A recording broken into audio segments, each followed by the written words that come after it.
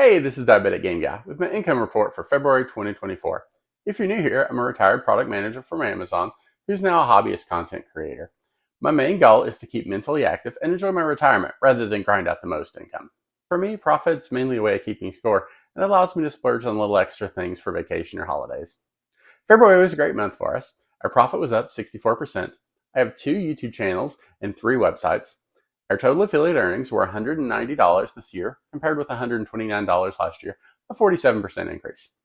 Display ads are all on Ezoic, and they're down 23%. Last year I earned $77, and this year only $56. I want to be fair to Ezoic. The decline in ads is due to my sites getting hit by the Google Helpful Content Update. This year, my 3 sites only had 2,678 views in February with an EPMV of $22.11. Last February, I had 8,214 views with an EPMV of $7.45. My Ezoic EPMV has nearly tripled, mainly due to the extra income from my Humix videos. I have a sponsorship that stayed the same. It was $200 both years. This makes my February 2024 revenue $449. Last year, it was only $406, representing a 10.5% increase. Last February, I spent $172, with over half of that coming from Jasper, which I canceled. My 2024 expenses were only $63.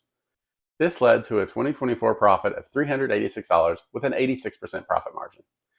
Last February, my profit was only $234 with a 57% profit margin. In a bit of good news, the most recent Google change seems to favor my main site. Last year, it accounted for 90% of my total revenue, and it just got crushed by the Google change in November. I'm just happy to see any form of life on that site. For anyone who's new here, I started that site in 2015, and it's filled with human-written content in a niche that used to work. Okay, let's talk about my plans for March. I've applied to join several new affiliate programs. There are products that I currently use and that I'd like to make content about. I've held off on creating videos about these topics until I have working affiliate links. I've also been creating videos for the Amazon Influencer program. I really like that program, but I'm taking a slower, measured pace.